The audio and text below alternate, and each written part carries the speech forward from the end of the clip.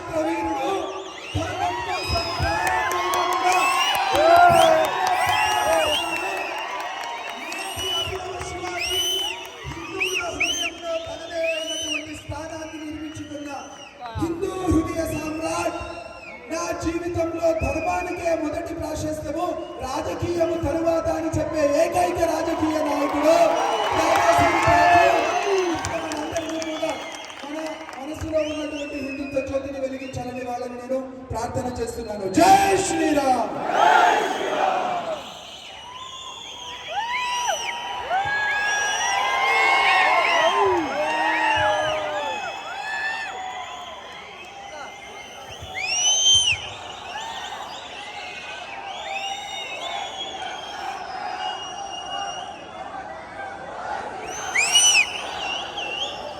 बोलो भारत माता की, भारत माता की जय श्री राम, जय श्री राम। आज इतना बड़ा दिन है हम हिंदुओं के लिए। हर हिंदू झूम रहा है, हर हिंदू गा रहा है, जय श्री राम का नारा ले रहा है, क्योंकि आज हमारे भगवान श्री रामचंद्र जी का जन्म हुआ। सिर्फ तेलंगाना नहीं, पूरे भारत में आज के दिन बहुत बड़े बड़े सभाएं और बहुत बड़ी बड़ी रैलियां निकल रही है, झूम रहे हैं और नाच रहे हैं हमारे राम भक्त। बंगाल जैसे एरिया में, केरला जैसे एरिया में हिंदुओं ने तलवार उठाई और कहा आज हमारे रामचंद्र जी का जन्म हुआ, हमें कोई रोक नहीं सकता खुशी मनाने में। अगर सरकार में दम है तो रोक कर बताए, ये केरला का हिंदू कह रहा है, ये बंगाल का हिंदू कह रहा है। मेरे भाइयों, आज मैं आपको बंगाल की बात बताऊंगा तो वहां पर जो भी हिंदुत्व का कार्य करता है तो उसको मार दिया जाता है। केरला में कोई भी हिंदुत्व के प्रति कार्य करता है तो उसे मार दिया जाता है। ऐसे क्षेत्र में भी हाँ, हमारा देश एक हिंदू राष्ट्र बने, मेरा भारत देश में एक राम राज्य की स्थापना हो, हम निकालेंगे, भव्य जुलूस निकालेंगे, भव्य कार्यक्रम करेंगे। वहां का हिंदू आज खड़ा हो गया। मेरे भाइयों, पूरे भारत देश के कोने कोने में सिर्फ एक ही नारा गूंज रहा है, वो है जय श्री राम। मेरे भाइयों, मुझे ये सब देखकर लगता है, क्योंकि जहां जहां पर रामनवमी की शोभा यात्रा निकली है उनके लिए मैंने एक रिक्वेस्ट वीडियो बनाया है। बंगाल हो, केरला हो, पंजाब हो, राजस्थान हो, कर्नाटक हो, महाराष्ट्र हो, ऐसा कईयों एरिया, कईयों राज्यों के लोगों ने मुझे निवेदन किया और सबके लिए मैंने वीडियो बनाया कि यहाँ पर रामनवमी निकल रही है और आपको जाना है। अब देखिए, कल उनका अपडेट आएगा, वो कहेंगे कि हजारों की संख्या में राम भक्त जुड़ गए हैं और जय श्री राम का इन्होंने नारा लगाया है। मुझे अब वो दिन दूर नहीं है मेरे भाइयों। जैसे हम कई वर्षों से एक संकल्प लेकर चल रहे हैं, मेरा भारत देश एक हिंदू राष्ट्र बने। जैसा ही हम हिंदू राष्ट्र की बात करते हैं तो आजकल पुलिस FIR फाड़ना शुरू कर दी। जैसा ही हम धर्म की बात करते हैं हमारे ऊपर FIR फाड़ना शुरू कर दिए। अरे भाई, ये हिंदुस्तान है या पाकिस्तान है, मैं पूछना चाह रहा हूं। अगर हम हिंदुत्व की बात नहीं करेंगे, हिंदू राष्ट्र की अगर हम बात नहीं करेंगे तो जाके क्या पाकिस्तान में करेंगे क्या? अरे हिंदू राष्ट्र का शब्द सुनकर क्यों तुम्हारे मन में इतना डर और इतना भय है? कौन तुम्हें डरा रहा है? मैं आज पूछना चाहता हूं उनको। मेरे भाइयों, डरो मत, आज का हिंदू तुम्हारे साथ है। और एक बात ध्यान रखना, जो भी हिंदू राष्ट्र के रास्ते में आएगा उसका नामो निशान मिट जाएगा, चाहे वो कोई भी हो। हिंदू राष्ट्र हमें क्यों चाहिए? आज हम हिंदू राष्ट्र की क्यों बात कर रहे हैं? आज हम संकल्प क्यों ले रहे हैं? क्योंकि हमारे भारत में हमारी बहन बेटियों को लव जिहाद के नाम पर कन्वर्ट किया जा रहा है, बच्चा पैदा करने की मशीन बनाया जा रहा है।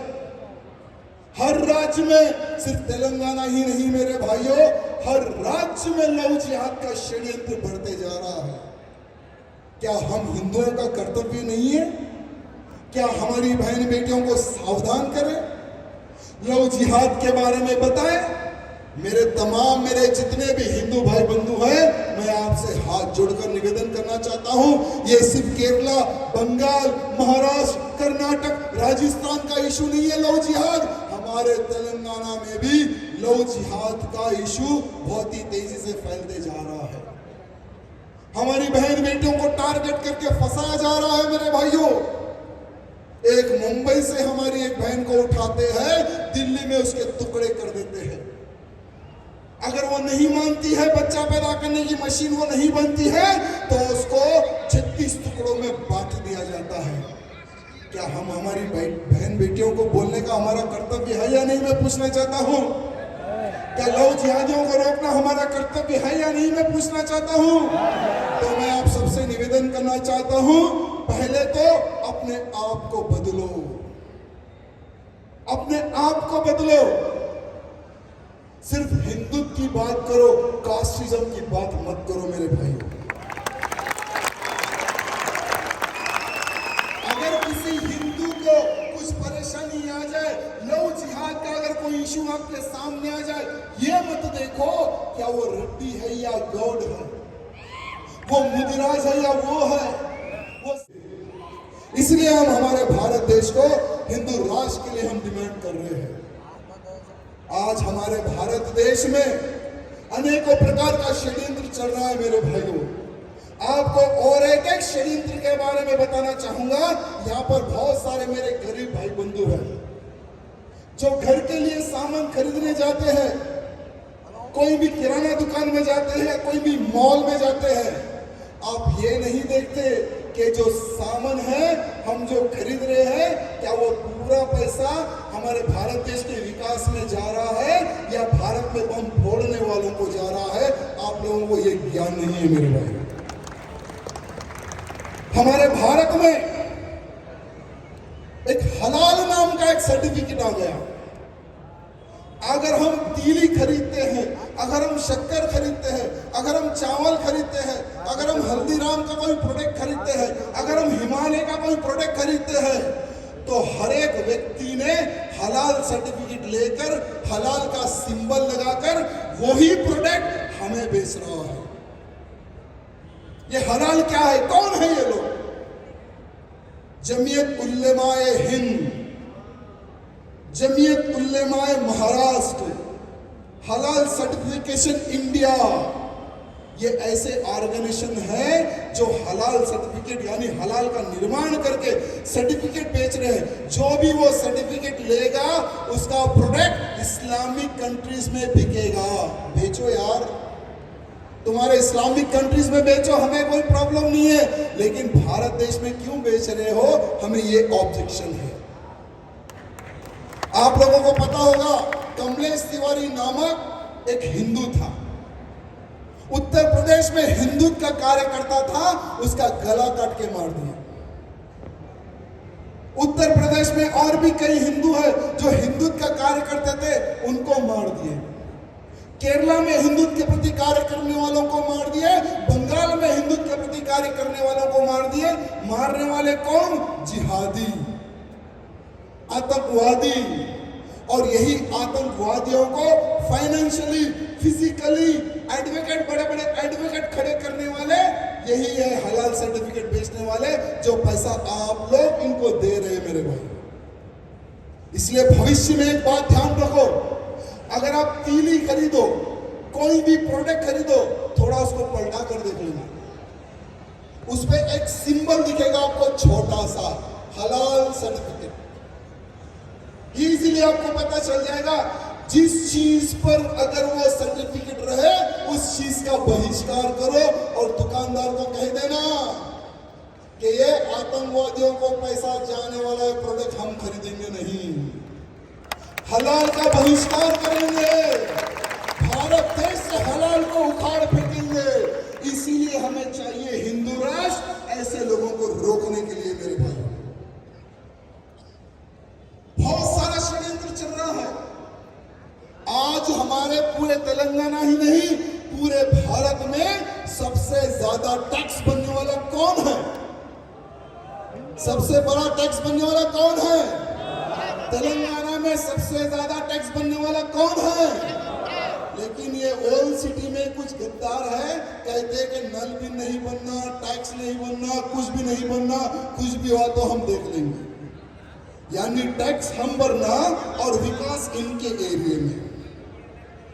और ये लोग तो हमारे कानून को भी नहीं मानते, इनके लिए अलग कानून चाहिए। तो अब मैं डिमांड करता हूं, हमारे लिए भी एक अलग कानून का निर्माण हो जाए। जब मुसलमानों के लिए वक्फ बोर्ड हो सकता है, मुस्लिम पर्सनल लॉ बोर्ड हो सकता है, तो 100 करोड़ हिंदुओं के लिए सनातन बोर्ड क्यों नहीं? मैं आज पूछना चाहता हूं, हिंदू पर्सनल लॉ क्यों नहीं? मैं पूछना चाहता हूं। आज हमें प्रधानमंत्री मोदी जी को जितने लोग ट्विटर, फेसबुक, कितने लोगों के अकाउंट है, सब में डालो, पोस्ट करो कि जब वो लोग इस प्रकार से फायदा उठा सकते हैं, हमें भी सनातन बोर्ड की आवश्यकता है। आज हमारे बड़े बड़े मंदिर हैं, तिरुपति बालाजी मंदिर हो, वैष्णो देवी हो, जितने भी प्राचीन मंदिर हैं, करोड़ों अरबों रुपए, करोड़ों अरबों रुपयों का सोना वेस्ट पड़ा हुआ है, कोई काम का नहीं है। हमें एक ऐसे लॉ की आवश्यकता है, जितना भी मंदिर में हिंदुओं का पैसा जमा होगा, वो हिंदुत्व के कार्य के लिए खर्च हो पैसा,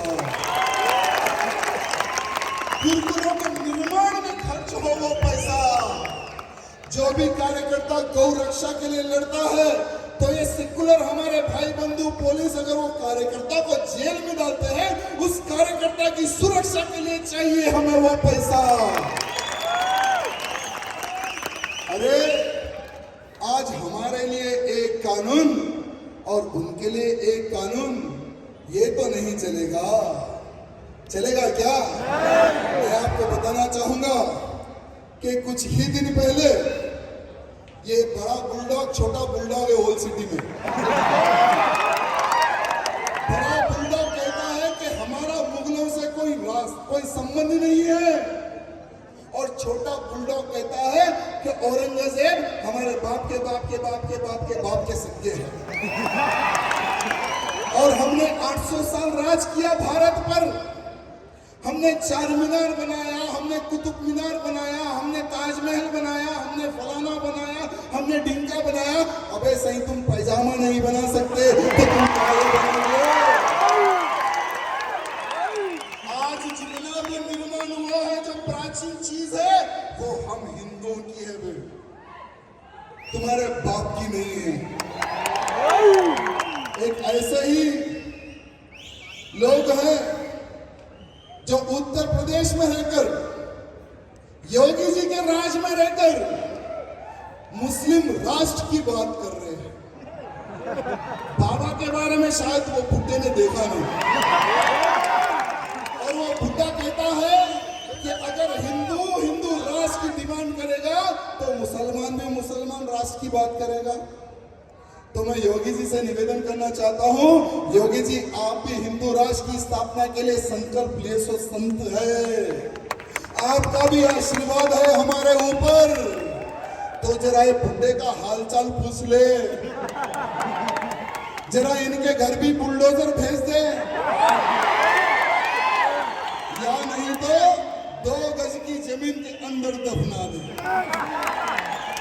क्योंकि हिंदू राष्ट्र हर हिंदू का सपना है और हमारा संकल्प है, और जो भी हिंदू राष्ट्र के बीच में आएगा, हम खामोश नहीं बैठेंगे, हम शांत नहीं रहेंगे। मेरे भाई, बागेश्वर धाम के महंत धीरेन्द्र शास्त्री जी एक संत है, उनको कोई जरूरत नहीं है मेरे भाइयों।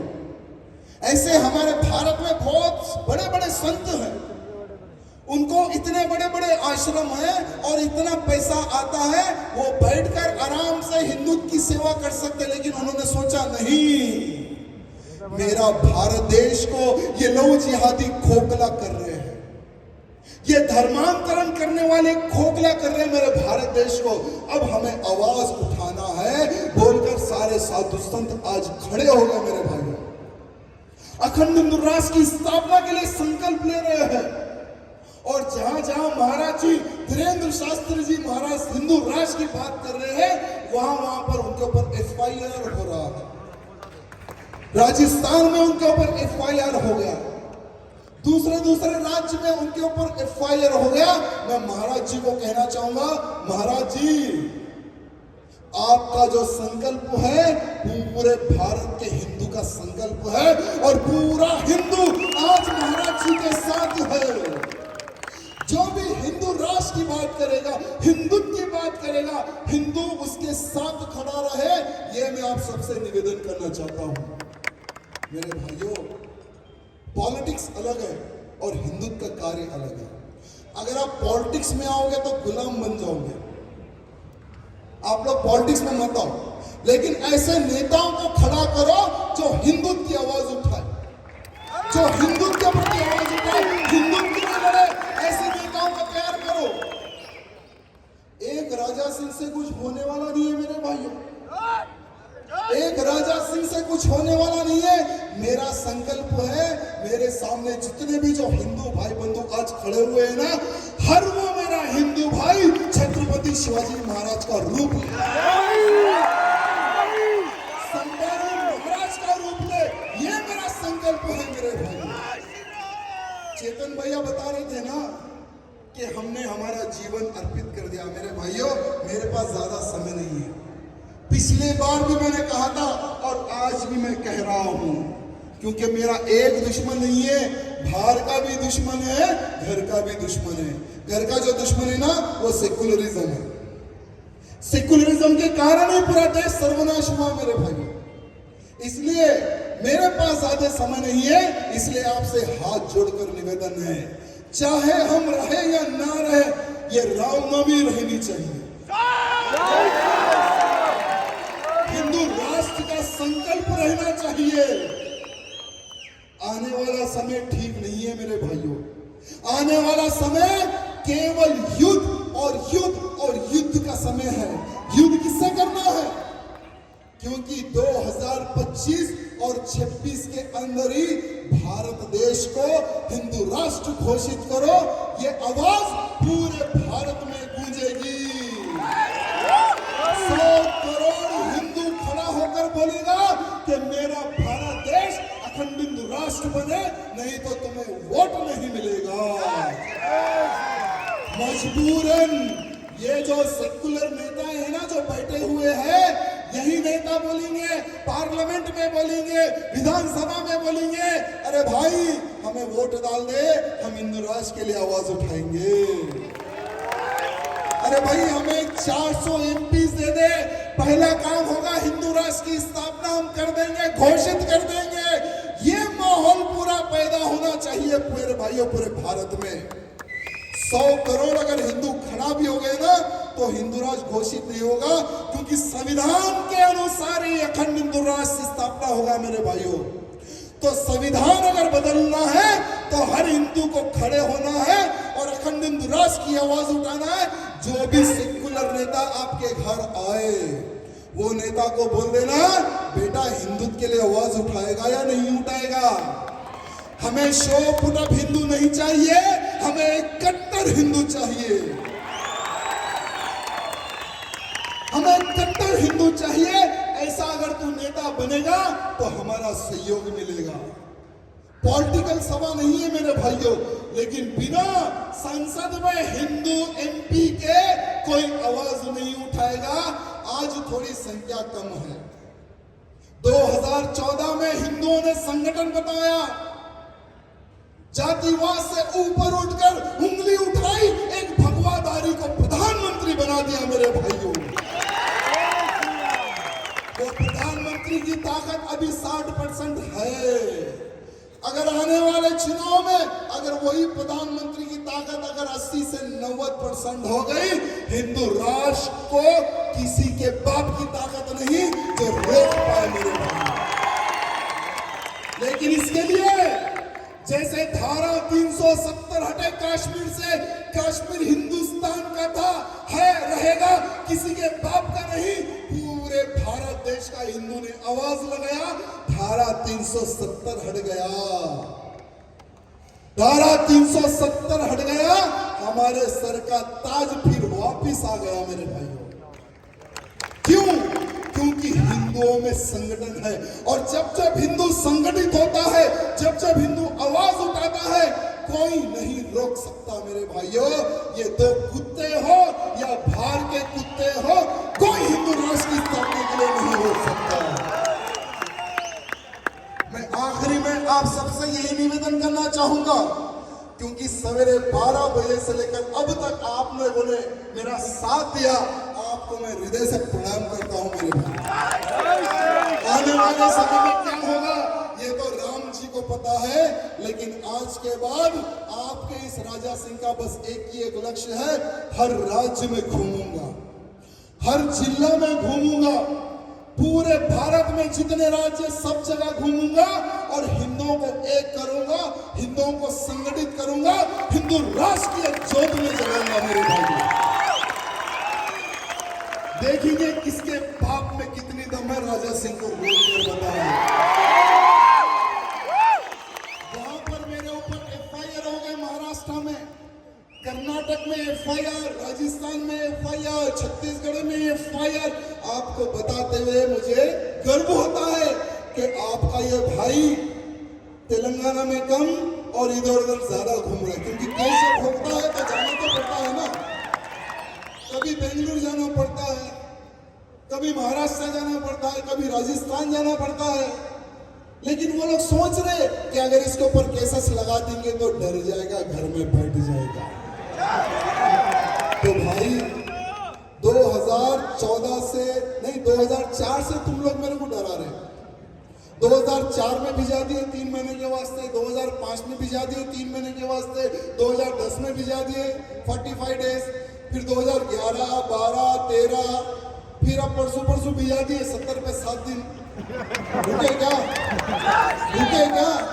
मेरे भाइयों से निवेदन है, आज ये प्रोग्राम सफल हुआ, हमारे पुलिस के भाई बंधुओं की वजह से अच्छा कार्यक्रम हुआ, कृपया करके हमें आशीर्वाद दे, हमें दबाने की कोशिश ना करे, क्योंकि हम स्पेंच बॉल है, स्पेंच बॉल, जितना मारोगे उतना, बस 2 बार विधायक बन गए मेरे भाइयों, तीसरी बार क्या होता है वो देखेंगे, लेकिन अब मरेंगे नहीं तो हिंदू राष्ट्र बनाएंगे, ये 2 संकल्प लेकर मैं आगे बढ़ रहा हूं। बोलो भारत माता की, भारत माता की, जय श्री राम, जय श्री राम, राम लक्ष्मण जानकी। से एक बार मेरे पूरे हिंदू भाई बंधुओं को मैं सर झुकाकर प्रणाम करता हूं। बहुत अच्छा कार्यक्रम रहा, सक्सेसफुल कार्यक्रम रहा, बिना आपके रामनवमी सफल नहीं होती थी, बिना आपके कोई कार्यक्रम सफल नहीं होता था, आपका आशीर्वाद मिला, इसके लिए पूर्ण रूप से आपको प्रणाम एवं धन्यवाद। जय सिया राम, जय श्री राम, जय श्री राम।